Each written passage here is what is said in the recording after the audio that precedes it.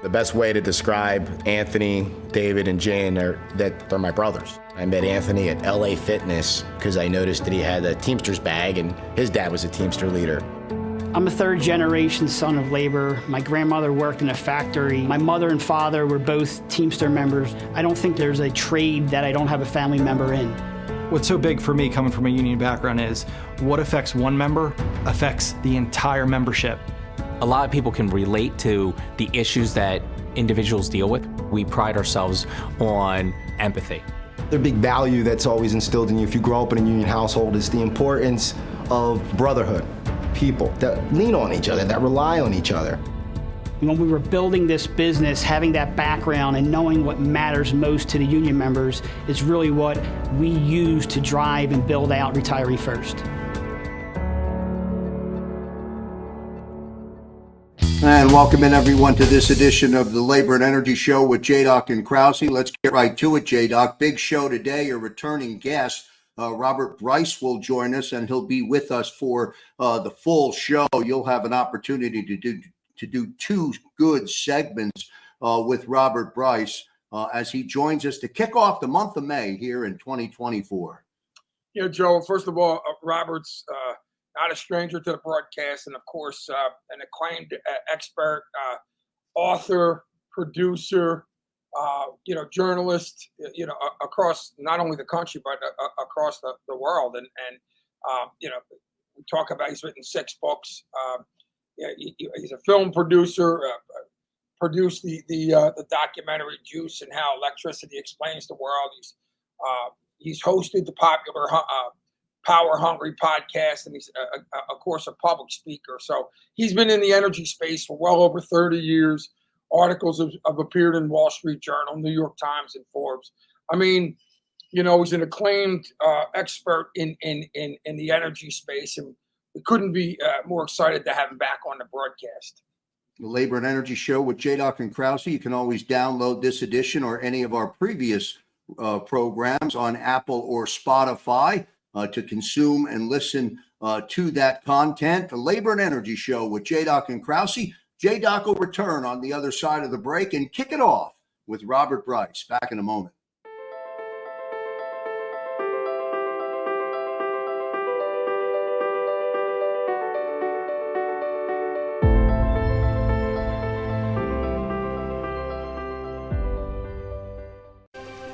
My name is Eleanor Northaft. My husband was in the union, Local 282. And as I'm getting older, I'd like somebody to fight for me.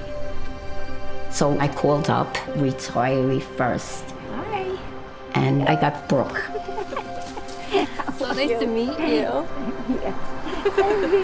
I'm Brooke. I'm an advocate at Retiree First.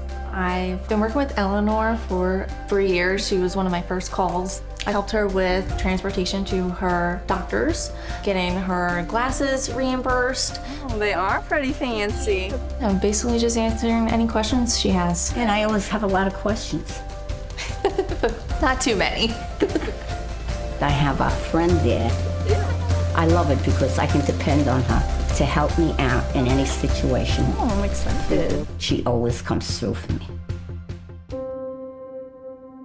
Do you stream on a Roku, a Fire Stick, Google TV, or Apple TV? Now you can watch 6ABC 24/7 with the 6ABC Philadelphia streaming app. Watch Action News live. And the big story on Action News. Plus special programming, breaking news, and severe weather updates. Tremendous amounts of rain. Always on. Always the news team you trust. Watch 6ABC 24/7 on your streaming device. Search 6ABC Philadelphia and start streaming today.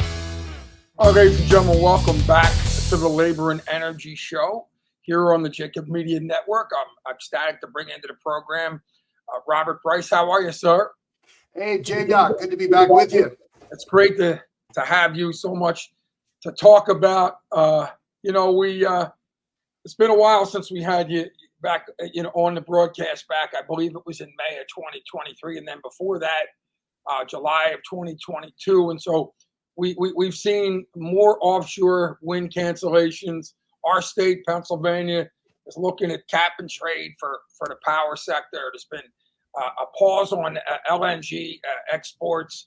And of course, the EPA has finalized a number of rules that will ban most cars, existing coal plants that don't use carbon capture storage, and essentially ban new gas plants without the same.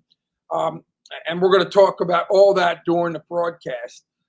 But having said that, I want to start off talking a little bit about your new internet series called Juice. It dives into politics, which is putting an entire electricity system at risk. Can you start off by telling us how this series got started, what inspired you to do it, and tell our listeners about the issues that you explore in the series? Sure.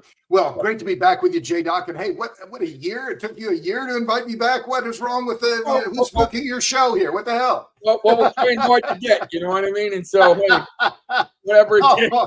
By the way, you're all over the globe, so. Well, there's that. But I'll blame Krausey. How about that? Since he's right. Right. Yeah, there you go. So, yes, thank you about our new docu-series. It's called Juice, Power, Politics, and the Grid. And it is free. It's a 5-part docu-series. It's free. Did I mention free? And did I mention juicetheseries.com? Juicetheseries.com is where you can find it, JDoc, juicetheseries.com. It's free. It's on YouTube. We made a 5-part docuseries. And why? Because 3 years ago, in February of 2021, during Winter Storm Uri, my colleague Tyson Culver and I were blacked out here in Austin for 2 days. And we thought, well, what the hell? You know, we're in Texas. This is the energy capital of the world. How is it possible that we don't have electricity in Austin, in the capital city? And that led us to do this project. And we went all over the world. And the purpose of the project is to look at three different aspects of what the reasons we did it. Why is our grid so important? Well, it's the mother network. It's the network upon which all of our critical infrastructure depends. It's our most important network. Why is it being undermined? And the short answer is bad policy. And some of that's the legacy of Enron. And how do we fix it? And in our view, that's nuclear energy over the long term. It's not going to happen easily or quickly or cheaply. But if we're serious about making a robust electric grid, we have to be serious about embracing the best technology for producing electricity. And that, of course, is nuclear power. And so all of these things together, it was the right time. There's a lot of focus on the grid. The project now, we've had over 3 million views of the docuseries. So I'm really proud of it. And my colleague Tyson Culver just did a great job making it, bringing all these different pieces together. He directed it and we co-produced it. So yeah, juicetheseries.com. Did I mention juicetheseries.com, JDoc? I hope I did. I will tell you, it is produced incredibly well. I mean, you know, when people, we talk about, an internet-based series that's free. Whoa, this is produced incredibly well. You got to, I mean, this is it's a feature documentary, and it's so well done, and I think people are really going to be impressed. Having said that, what has the response to this series been like, and what has been the biggest thing you've learned since you started producing it? Well, I think, a couple of quick things. Why have we been able to get 3 million views? Well, I think our timing is good. There's a lot of focus on the grid. But I think, let's, to cast this forward just a little bit. You mentioned some of these things just in your intro. What is happening with the grid now? This administration, and I'm not a partisan. I'm not a Democrat. I'm not a Republican, JDoc. I'm disgusted. I mean, I am totally disgusted when I look at the political situation today. But no, there isn't enough focus on the electric grid. And unfortunately, this administration, the Biden crowd, they are doing all they can to undermine the integrity of the grid. And just to put this into context, so April 18th, you mentioned electric vehicles. That was when the Biden EPA published their final rule in the Federal Register mandating that by 2032, automakers be selling 2/3 of their vehicles must be all EV, right? Which is terrible for labor, as you know. We talked about that before. But then just exactly a week later, 1 week after they issued that rule, the EPA issues another rule that will force the closure of all the coal plants in America and hamstring future natural gas plants. So, we're going to use all this electricity for transportation, but we're going to kneecap the grid. I mean, it's like this administration, they don't even read their own press releases. But the bottom line here is the grid is being undermined. Blackouts are increasing. I'm buying a Generac at my house here in Austin. I'm having it installed in the next few weeks. Why? Because I've had blackouts here in my home 3 times in the last 10 months. You know, it's amazing because, you know, we're listen, we've been doing the labor show for years. I'm a union iron worker, retired decades ago, but and have always been, you know, I mean, we've had, listen, we're in Philly, so we've had a relationship with Biden, and you know, when was it? Obviously, he from Delaware is right there. Where, you know, we've been at our union hall. My father was a labor leader for 40 years, and literally, you know, there's relationships there, and so you know, what the most amazing thing is that, and it kind of started years ago for us when we started to see these things that were just shocking in regards to shutting down a lot of our refineries.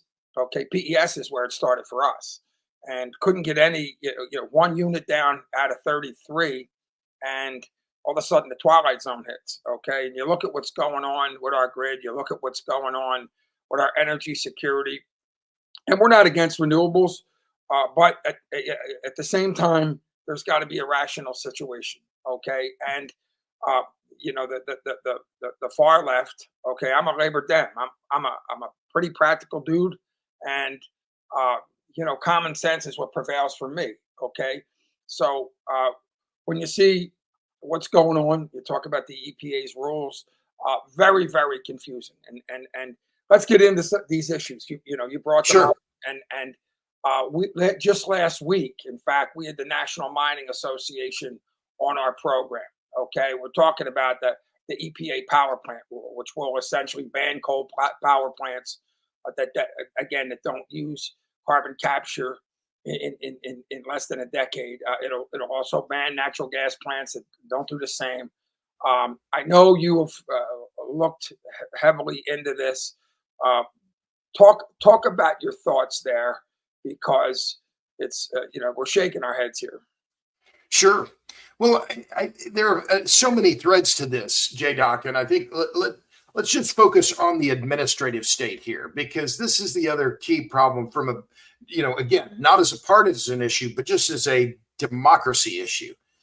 These rules on electric vehicles and on the greenhouse gas rules on the utility sector, they're not coming out of Congress. They're coming from the EPA. They're coming from the administrative state. There are no legislators voting for this. And further, the EPA and on the greenhouse gas rule, they just lost this big case in the Supreme Court on West Virginia versus EPA, where the Supreme Court ruled that the EPA didn't have the authority to do what it's now doing. Right. So, but then just since we're talking about EVs, there are 13 states, almost all, in fact, all of them heavily Democratic. In 2020, all of them voted for Biden.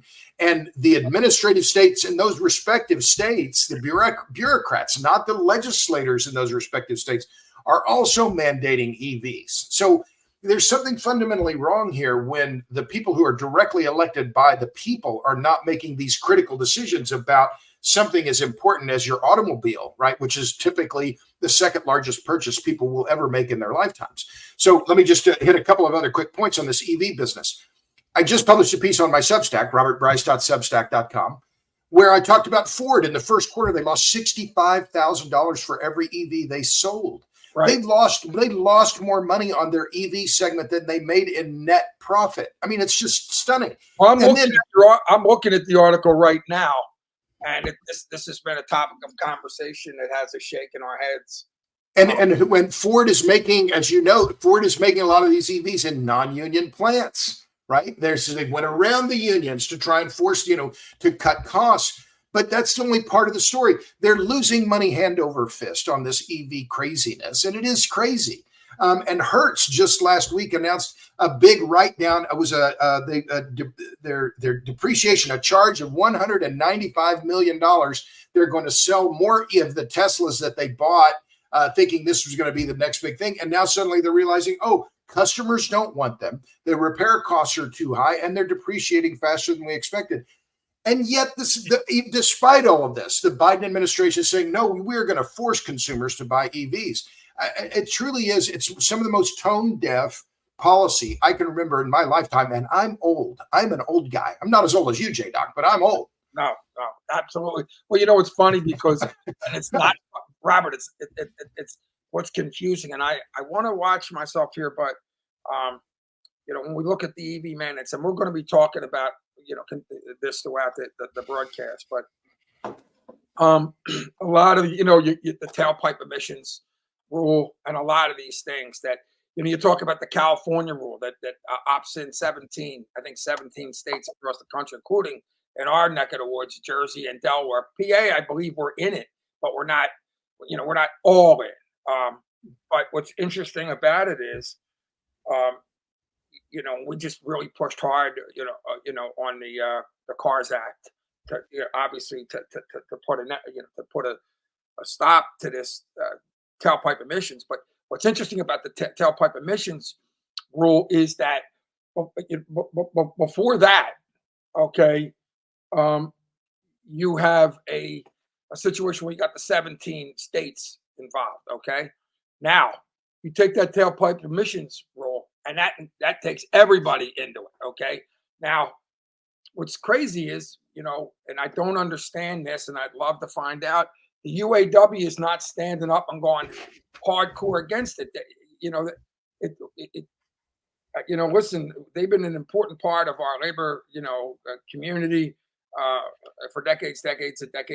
I don't know where this is going, and I'm a little confused about it, to say the least, because we have, you know, our automobile industry has already been, you know, it's already exported. Okay, we're already overseas, and you know, and we're gonna, unless you can organize in China, okay, and in the Congo, I can't imagine why they're not, you know, going to the wall against, you know, the EV mandates and the and you talk about EVs, and I got a list right here. Okay, we talk about the problems with the EV. I mean, take the choice out of the public's hands. Okay, we don't have the infrastructure to support the mandates. Obviously, the EV charging stations and all that stuff. Economically speaking, you have inner city folks that are jumping up and down, going, "This is discrimination." Okay. Obviously, we talk about the grid. They pose an issue, you know, a major threat to our grid, and you know, we're writing checks we're not going to be able to cash. So, not to mention, we talked about the UAW, the costing of the jobs, the American people, the union jobs. Okay. And to jump in, JDoc, I don't understand why the UAW has not been more. I'll use the word militant on this. I mean, you know, why are they saying, oh, well, and I think they came out and endorsed Biden. Well, what are you doing? He's not in your camp. He may mouth the words, but as I see all of this, JDoc, and again, I'm not a partisan in terms of the politics. I'm a reporter. I really try to be very sober about my reporting. I try very hard. Now, it's difficult sometimes because it makes me want to tear what hair I have out, or what hair I have left out. But I think this is really at root, not so much a division of left versus right or Republican versus Democrat. I think it's top versus bottom. This is a class issue. You know, you're a union guy. You're a working man, have been. You're a lunch pail guy. How many union members do you know drive Teslas? I guess it's probably about zero, right? The iron workers, the steel workers, the people who work in, you know, the service employees unions. They can't afford an EV, and even if they could, they probably don't have a high-speed charger at their house. If they may be renters. So much of this climate action is, in my view, almost all of it. All of these climate mandates, climate-related mandates, carbon taxes, gas stove bans, EV mandates, it's all regressive. It all screws the poor and the middle class, and that's how I think that's just that simple. There's no question about it. We talk about the EV mandates. We are not against electric cars. They're coming into the market. It is what it is. I hate those things. I know what you mean. I'm not a big fan either, but you know, I'm just saying, we're not, realistically speaking, you know, technology's coming in, we get it. But the little word mandate you throw on the end of that, okay, is a game changer of epic proportions. And you know, we're gonna we're going to definitely talk about that, because it brings into the question, do people really understand, the voters really understand what's going on here? When you ask, you talk about these questions. Your recent newsletter, I believe this is the one I got this morning. Yes, 5 hours ago, 5:06 a.m. Build it and the wind won't come. Okay. Just a lot of common sense in this, in this discussion, which in a sense, is maybe, the most confusing thing, where people think this is too ridiculous to be true. Okay. On so many points, that they just think that it'll eventually take care of itself, but don't realize that when you talk about these EV mandates, that the legislation is going on now. Okay. Right. Yes, 2035. Okay, young kids like me and you will be in our prime by then, but guess what? That stuff's happening right now. Well, and the other part of this, JDoc, that I hadn't thought about very much, but a friend of mine is Mr. Global on TikTok. His name's escaping me just at the moment. Okay, so if we assume the automakers by 2032 have to be selling 60% roughly of the vehicles they sell have to be EV by 2032, well, that's only 8 years ahead of time, 8 years from now. So what if 2/3 of their vehicles have to be EVs? Well, first, they can't force consumers to buy them, at least not yet.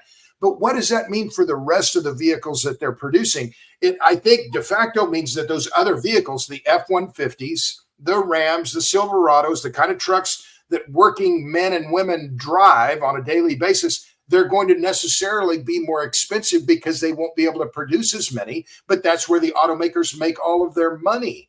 It's just truly incredible. Just one to return to Ford for just a minute.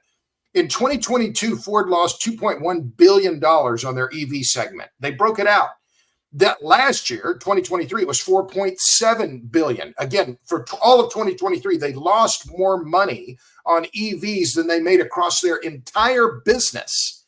And now they're projecting for this year, their guidance in their first quarter results, their guidance is they're going to lose $5 to $5.5 billion on the EV business. I mean, it's just flat crazy town, total bonkers crazy town, JDoc. No, it is. And on our front, you talk about a lot of the renewables. Okay, again, it's the all or nothing policy. But people have talked about jobs, and again, we're not opposed to renewables coming into the market. They are what they are, and there's no question about it. But the job for job myth, okay, where don't worry about, especially you're talking to unions, right? And, we're going to replace these jobs with, transition to this part of the transition. Okay. We had Sean Steppe, who's a business agent for the Boilermakers in Western Pennsylvania. And he's the head of one of our building trades councils. And he went to a job fair with renewables, for renewables, just to see what was going on there. $16 an hour jobs, okay, right. And not family sustaining, benefits, retirement, all that stuff out the window. Okay, you start talking about that, you're gonna have to work 80 hours a week and still be on public assistance. Okay, that is a myth as well.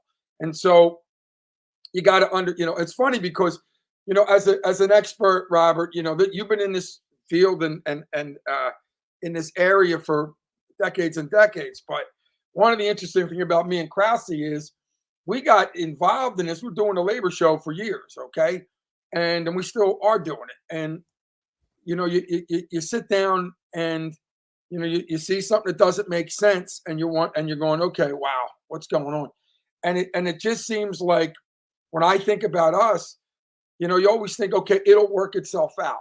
Okay. But there's no more hypotheticals. You talk about what happened in Texas, okay, when everything went down, okay, the pipeline, going down. These aren't hypothetical conversations. Now, they didn't impact us because, it didn't happen to us yet, okay? Right. But you wonder if we're going to have to, it's not much less different than telling the child, don't touch the fire, okay? Yeah. So we have to burn ourselves. And by the way, when you shut these big plants down, okay, and carbon capture, I know we have some differences there. I mean, a lot of our people are hopeful in a lot of ways, and there's some great technology coming in, and we sure hope it rock and rolls. But fact of the matter is, it's at the level they're talking about. We're not proven. So you're sitting. It's not going to happen, JDoc. It's not going to happen. I've been looking at carbon capture and sequestration for 15 years. You're talking about capturing a massive amount of CO2 from these power plants. You reduce the output of the power plant in what's called parasitic load by 25 to 30% or so. That means a 100 megawatt power plant, you lose 25 or 30 megawatts. Well, that means higher costs. Then you have a colorless, odorless gas that it's an asphyxiant, and it's heavier than air, and it's corrosive. And you're going to build a pipeline? No, you're not. And there's not enough room underground. We're already dealing with, issues around pipelines. You have to create the oil industry in reverse for this massive amount of CO2. One other quick point. I know we have to break pretty soon, but I will say it very plainly. The Sierra Club is the enemy of the working poor and the middle class. They are the absolute enemy. Who is the one that's promoting these electric vehicles? Who is the groups that are cheering on these EV mandates? It's the Sierra Club, and they're getting massive amounts of dark money from people like Jeff Bezos, Michael Bloomberg, and the super rich. And it's not just the Sierra Club, Rocky Mountain Institute, and Natural Resources Defense Council, Environmental Defense Fund. These are super elite NGOs that are the enemy of the working class. I just don't think there's anything that I can't say it more plainly. And I think that they are not just an enemy of the working class. They are a threat to America's energy security. And by the way, that's where I was going with this. In regards to our energy security and our whole, by the way, we have the Labor and Energy Alliance, okay, which is a combination of energy and labor leaders, okay, and our whole initiative is common sense and energy, okay. You gotta, there's been a lot of polling done, and we're going to go to break in a second, but talk about EV mandates, okay. Once people find out and learn what they are, they're not for them, okay? But they don't know. They don't know that Virginia, they don't know they've opted in to the California rule, and that, EV mandates and are starting to take effect as we speak. Let's do this. Right. Let's take a quick break. We'll have more from Labor and Energy Show and our guest, Robert Bryce, in just a minute. Welcome to Pond Lehocky, the largest workers' compensation law firm in Pennsylvania. With over 250 years of combined courtroom experience, we've helped over 100,000 injured and disabled workers obtain benefits, as well as some of the biggest settlements in the state. Even better, Pond Lehocky doesn't charge a dime until you win. If you've been injured at work, give Pond Lehocky a call. The best way to describe Anthony, David, and Jan that they're my brothers. I met Anthony at LA Fitness because I noticed that he had a Teamster's bag, and his dad was a Teamster leader. I'm a third-generation son of labor. My grandmother worked in a factory. My mother and father were both Teamster members. I don't think there's a trade that I don't have a family member in. What's so big for me coming from a union background is what affects one member affects the entire membership. A lot of people can relate to the issues that individuals deal with. We pride ourselves on empathy. The big value that's always instilled in you if you grow up in a union household is the importance of brotherhood, people that lean on each other, that rely on each other. When we were building this business, having that background and knowing what matters most to the union members is really what we use to drive and build out Retiree First.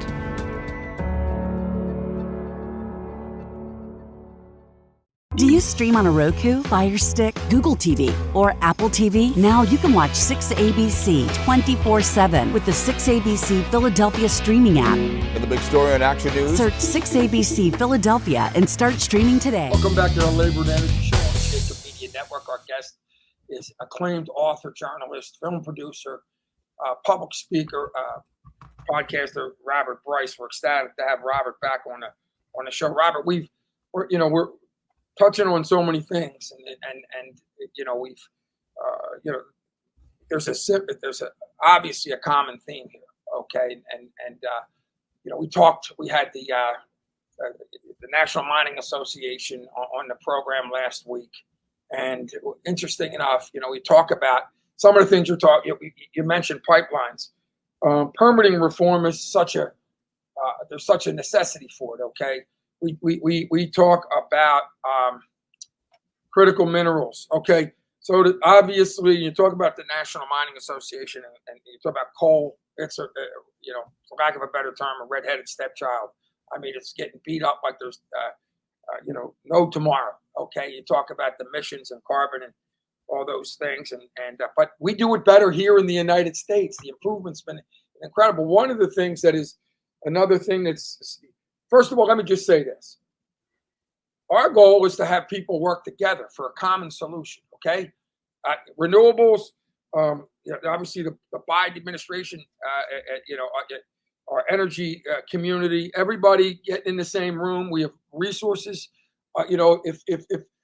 If they don't want to see plants going up because they're just afraid of, we're never going to be able to shut them down. Let's all get in the same room and say, let's put a plan together, because the energy sector is beat up like there's no tomorrow. Okay. In other words, they're ready for a solution. Okay. And it's interesting with labor, because you have like the steam fitters, you have the boiler makers, and a lot of building trades unions that make a living and work at the refineries, at the plants. So now when election time comes around, there's dilemmas happening, because typically, by the way, when Donald Trump got in, we had Krausey and I did the labor show that day, and we had several labor leaders, local labor leaders, planned for the show. Okay, they were so shocked that they needed more than a couple hours to regroup. So we had our statewide and our regional and our citywide labor leaders on the broadcast that day. And I remember what the conversation was. And that conversation was, we're not a political party. We support those who support us. Now, right. You and I talked about this, I think, a while back. And one of the issues with, obviously, the Republican lobbying and talking about issues like right to work and paycheck protection are why labor, why it's not like, okay, well, could they go Republican? We need both sides of the aisle to be successful. But it is a dilemma, because a lot of our unions, our energy sector type unions, depend heavily on these projects. Sure. The thing is, we do it. We coal mine. We do it better than and more efficient and more environmentally safe than they do anywhere else in the world. Our improvements are ecstatic. You listen to our Rich Nolan, who's the president and CEO of the NMA, National Mining Association. Okay, and he talks about that. But one of the things we're willing to do is shut ourselves down. Now let's talk about the critical minerals for a second. Now, sure. we all seen Siddharth Kara's videos. We had him on the broadcast, okay? And obviously, in the Congo, those critical minerals that are being mined, that we use for our EV batteries, that we use for our computers and our phones, are being mined heavily by children. Yeah. Okay. And so, child labor, okay, and slavery and those issues have been crippling to this country, okay? But it seems Twilight Zone-esque, but it's okay if they get a middleman over there, okay? Because we're not buying directly from, the employers of the child labor, the people that are employing child labor. We got a middleman, and so we'll purchase those critical minerals to obviously. Support our technology. But here's the funny thing, and it's sarcastic. The permitting reform takes 10 to 15 years. So right. If we shut those child labor camps down over there that are mining we couldn't do anything about it over here. Right. Okay? So there's so many, clusters, where I'm going with it.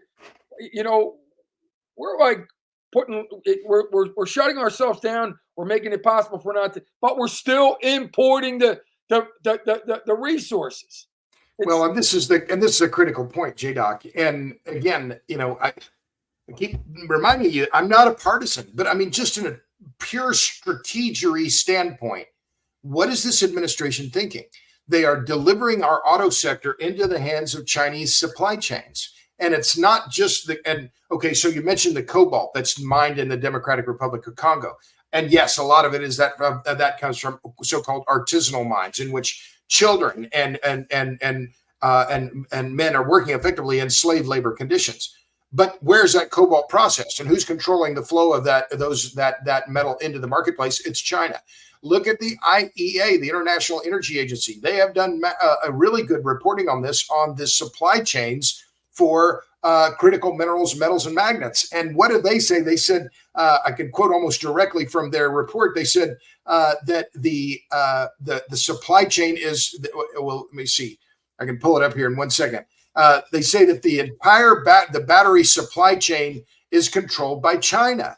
So why in the world is this administration so eager to make our auto sector dependent on China?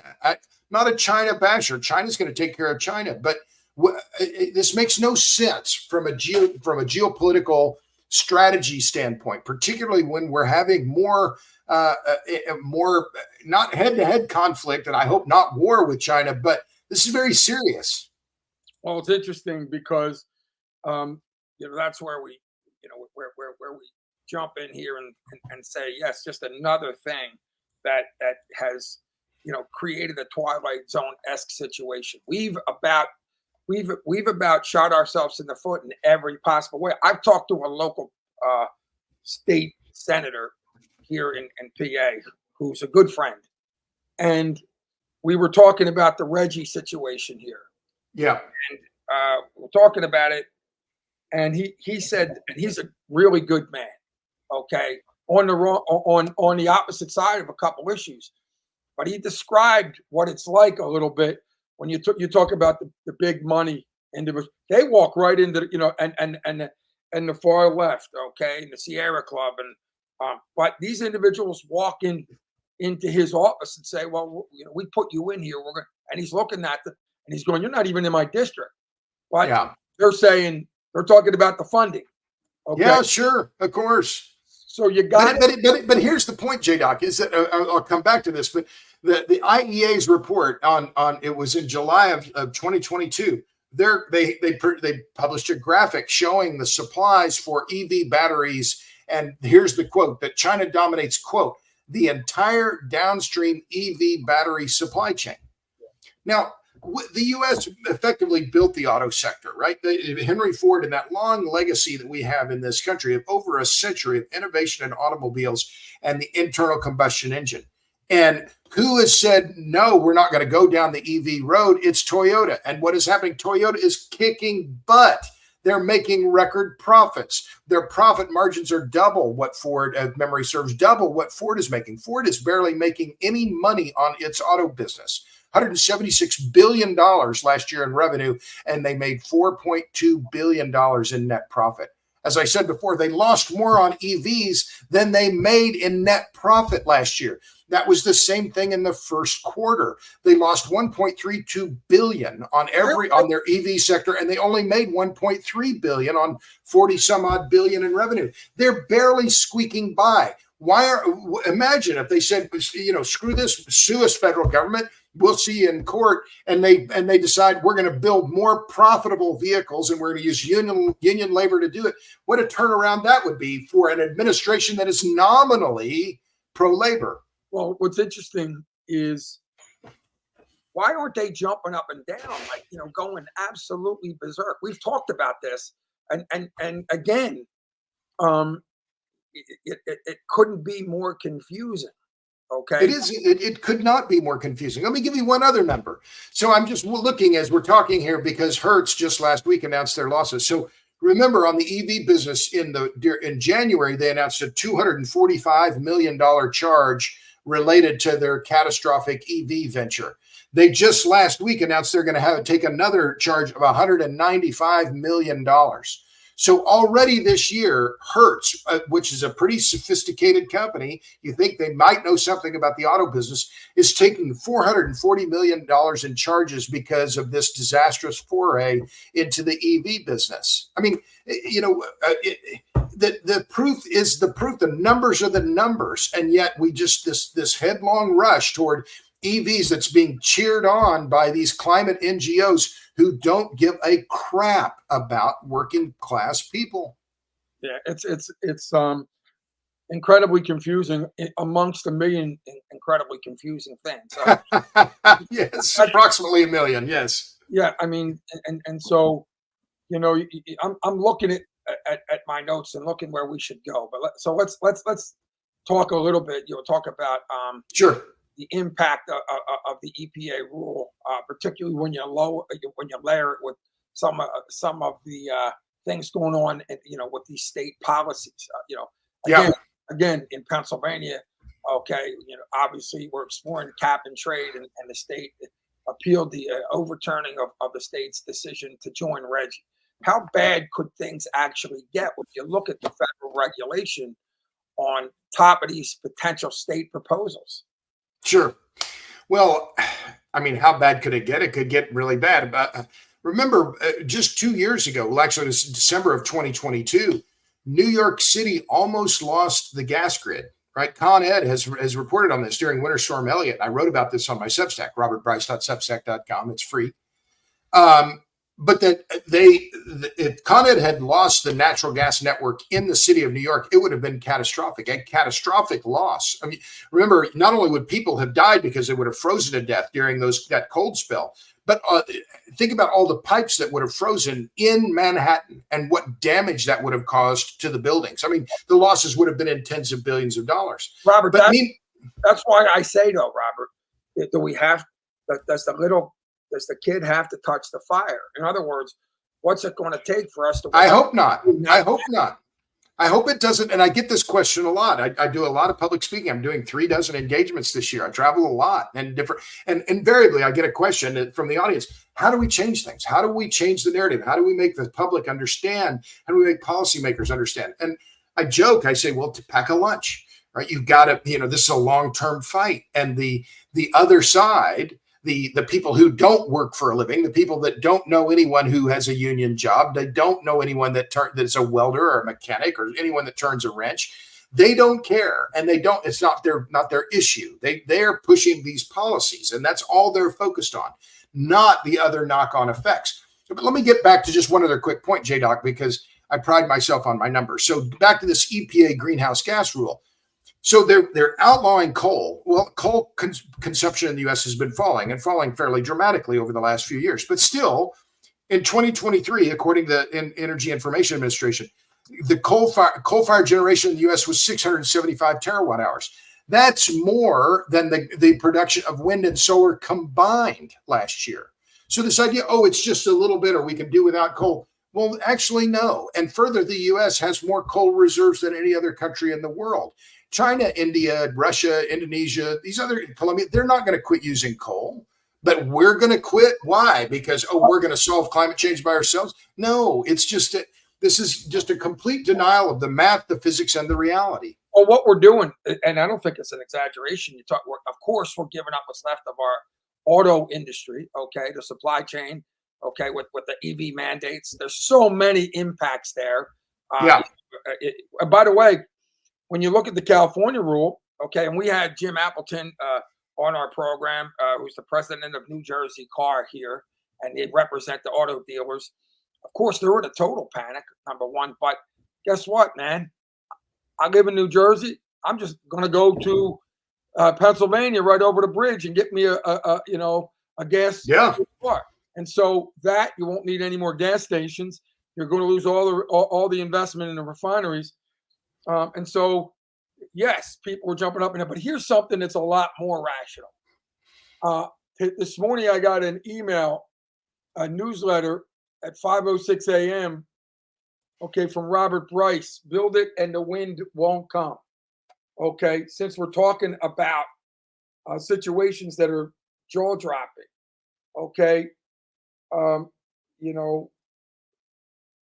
everything says we're not just giving our auto industry up, to China and our foreign adversaries, but it seems like we're sending our entire energy dependence and security elsewhere. Because even if we wanted to take them back, the permitting reform is so insane, which obviously the reform is a big priority. But let's talk about that. We have about 5-6 minutes left of a show that I'd like to extend for about 7 more hours. Okay. But let's talk about your article this morning. Sure. I don't think, and I'll be right straight up with you, I can't even imagine. That's why I think this is just a hoax, and I'm going to wake up and say, no way are we, shutting down our coal plants, which were more efficient to create electricity than anywhere else in the world, for exclusive renewable, turbines, okay, and windmills, okay, and that they're not actually going to work if there's no wind. And I think, how did you put it? You talked about having a where are we at here? You talked about if we have a long period of time where we don't have to get much wind. Okay, right. Talk about that situation and that possibility. As sure. Since we're on the theme of kind of being in the twilight zone. Sure. Well, it is the twilight zone. And there's these claims that, we can run our economy solely on wind and solar and batteries. No, we can't. There's not enough land. And we're seeing across the country in rural Americans saying, we don't want these projects. Go put it, these wind and solar projects, put them somewhere the sun doesn't shine and the wind doesn't blow. We don't want them here. Go away. And we've seen this from Maine to Hawaii, and I've documented that in the Renewable Rejection Database. But what was remarkable was that just a day or so ago, the Energy Information Administration published a report that showed that wind generation in the United States actually fell last year, fell by 2.1%, despite the fact that the U.S. added 6 gigawatts, 6,000 megawatts of new wind energy capacity. And what's the problem? Wind droughts. You can build a million wind turbines, but you can't make the wind blow. And the fundamental point I made in the piece, it's right toward the end. I said, if climate change means, I'll read it. Climate change means we will face more extreme weather in the years ahead, hotter, colder, and/or more severe temperatures for extended periods. It's total bonkers crazy town to make our electric grid dependent on the weather. And yet, that's exactly what all these federal incentives under the Inflation Reduction Act and all these state and federal mandates are going to require. I mean, it's so obvious. Even Ray Charles could see this, JDoc. I mean, it's incredible that we're making this kind of policy and we're making our most important energy network, the electric grid, dependent on the weather. Total bonkers crazy town. Yeah, and it's another area where common sense has to just prevail. What's it going to take here, Robert, to and that's, I fear, exactly what we talked about, for the powers that be to wake up and understand that the American people. I mean, this is obviously a recipe for disaster. But when you say that, when this hits us, okay. And by the way, people are not going to be able to turn it around. One of the things about our power plants is once they shut down, they're not coming back. Yeah. Okay. And you ask yourself the question, what's it going to take for us to stop this oncoming locomotive and get people to say, let's work together. Okay. Let's stop this, extreme policy. Okay. It's like a playbook for, this is energy. So our infrastructure, our existence as we know it, okay, it depends on it. You look at the, how many people are energy poor in this world? 1.5 billion. There are a lot. I mean, there are roughly 1 billion that have no access to electricity at all. And there are roughly 3 billion people in the world today who use less electricity than what's consumed by an average kitchen refrigerator in the United States. So, I think the other part of this, in addition to this making our system, our grid more dependent on the weather, the other problem is that the rest of the world is not following our lead. China and India are building coal plants left and right. In fact, China permitted 2 new coal plants per week in 2023.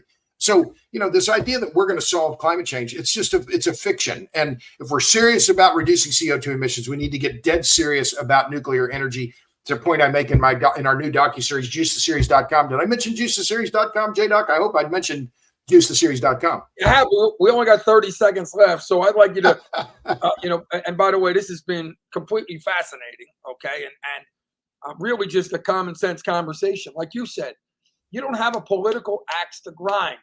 You're just like we don't. Like we're sitting here going, let's just get the common sense prevail. But you can see that this is obviously a pattern everywhere we turn. Okay, yeah. This is a movement to shut ourselves down. And yet your last point, let's just end it on this. We're willing to shut ourselves down, make it impossible for us to, reignite ourselves. And at the same time, China is opening 2 coal power plants a week. Okay. Yeah.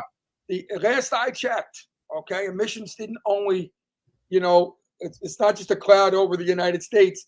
Our environment is, obviously around our entire planet. So I want to thank you, Robert. And first of all, any closing words, my friend?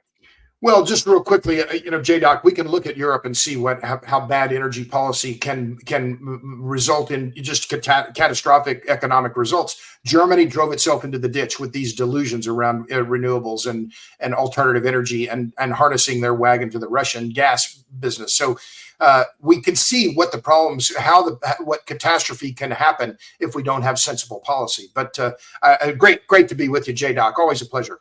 Pleasure's mine. I want to thank Robert Bryce, acclaimed author, journalist, film producer, podcaster.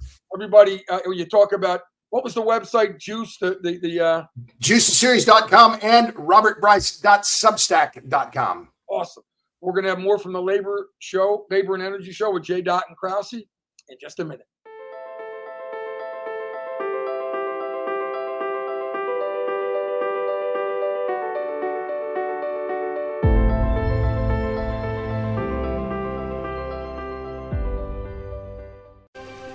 My name is Eleanor Northaft. My husband was in the union, Local 282. And as I'm getting older, I would like somebody to fight for me. So I called up Retiree First. Hi. And I got Brooke. So nice to meet you. I'm Brooke. I'm an advocate at Retiree First. I've been working with Eleanor for 3 years. She was one of my first calls. I helped her with transportation to her doctors, getting her glasses reimbursed. Oh, they are pretty fancy. I'm basically just answering any questions she has. And I always have a lot of questions. Not too many. I have a friend there. I love it because I can depend on her to help me out in any situation. Oh, I'm excited. She always comes through for me. Do you stream on a Roku, a Fire Stick, Google TV, or Apple TV? Now you can watch 6ABC 24/7 with the 6ABC Philadelphia streaming app. Watch action news live. And the big story on Action News. Plus special programming, breaking news, and severe weather updates. Tremendous amounts of rain. Always on, always the news team you trust. Watch 6ABC 24/7 on your streaming device. Search 6ABC Philadelphia and start streaming today. That's going to do it for this edition of the Labor and Energy Show with JDoc and Krausey. But boy, JDoc, before we exit out of the program, what a dynamite conversation with Robert Bryce. Terrific. I encourage the listening and the viewing audience to rewatch and listen as often as you can, and also share mind-blowing statistics. The numbers on Ford are just incredible in terms of the loss, and then the ramifications of that you didn't even get a chance to talk about. Oh my God. One thing with the theme with Robert, and it's common sense and energy. We're talking about the facts and working together and doing things the right way. And it's just a theme that's eluding us on every front. And so I want to thank Robert Bryce for being on the program. And this is, like we talked about it before, Joe, it shouldn't be about politics. Energy shouldn't be political. It shouldn't be just a union issue. It's a human issue, okay? And, common sense has to prevail, common sense and energy, my friend. Good stuff on the Labor and Energy Show with JDoc and Krausey. Special thanks again to Robert Bryce. We'll have to ask Robert, in addition to sharing the podcast, JDoc, we'll have to ask Robert to post our YouTube version of this program and this interview on his YouTube site as well. So we encourage people to check that out as well. That's going to do it for JDoc and Krausey. On behalf of all of our listeners and all of our viewers across the Jacob Network, I'm Joe Kraus. See you next time, everybody. Welcome to Pond Lehocky, the largest workers' compensation law firm in Pennsylvania. With over 250 years of combined courtroom experience, we've helped over 100,000 injured and disabled workers obtain benefits, as well as some of the biggest settlements in the state. Even better, Pond Lehocky doesn't charge a dime until you win. If you've been injured at work, give Pond Lehocky a call. The best way to describe Anthony, David, and Jan are that they're my brothers. I met Anthony at LA Fitness because I noticed that he had a Teamster's bag and his dad was a Teamster leader. I'm a third generation son of labor. My grandmother worked in a factory. My mother and father were both Teamster members. I don't think there's a trade that I don't have a family member in. What's so big for me coming from a union background is what affects one member affects the entire membership. A lot of people can relate to the issues that individuals deal with. We pride ourselves on empathy. The big value that's always instilled in you if you grow up in a union household is the importance of brotherhood, people that lean on each other, that rely on each other. When we were building this business, having that background and knowing what matters most to the union members is really what we use to drive and build out Retiree First.